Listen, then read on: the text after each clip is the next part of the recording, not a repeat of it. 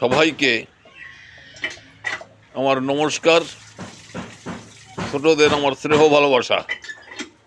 আমি সংক্ষিপ্তভাবে আপনাদের কাছে কয়েকটি কথা নিবেদন করব।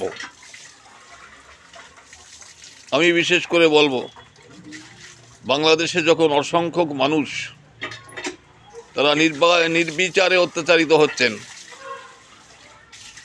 পশ্চিমবাংলার টিভি ডিবেটে পশ্চিমবাংলার যে সমস্ত রাজনৈতিক দলের নেতারা বসছেন, তাদেরকে আমি অনুরোধ করব, বিশেষ করে অনির্বাণ বাবুদের মতো যারা বসছেন, যারা সমস্যাটা হচ্ছে বাংলাদেশে অমুসলিমদের উপর অত্যাচার হচ্ছে, সেই জায়গা দাঁড়িয়ে তাদের বিষয়টা নিয়ে কথাবার্তা না বলে ভারতবর্ষের গল্পটা আপনারা বলছেন কেন?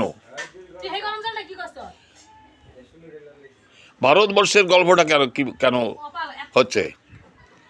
আমি আপনাদের কাছে বলতে চাই, আমি আরজি করের সমস্যার সময় আপনাদের বলেছিলাম, যারা রাজনৈতিক কারবারি আছেন, আপনারা রাজনীতি করবেন না, তাহলে সমস্যাটা গুলিয়ে যাবে।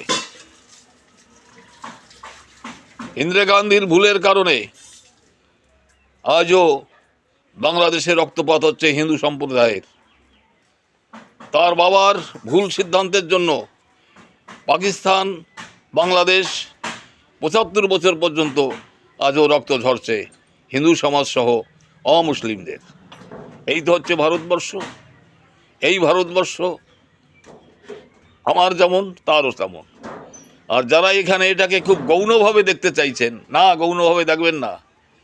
আমাদের নারীর সম্পর্ক রয়েছে বাংলাদেশের মানুষের সঙ্গে। কেউ এখানে আছি, কিন্তু এক সময় সেখানে ছিলাম।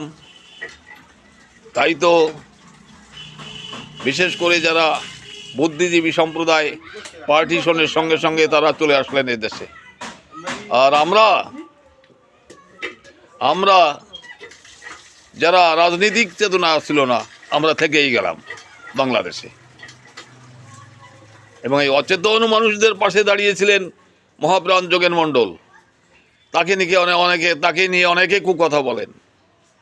ঠিক আপনাদের এই সমস্ত ষড়যন্ত্রমূলক কথা। যাই হোক, সবাইকে নমস্কার দিই। আবারও আমার এই নিবেদনটা যারা শোনেন, আরও মানুষ যাতে শুনতে পারে, যদি ভালো লাগে শোনার ব্যবস্থা করবেন। নমস্কার।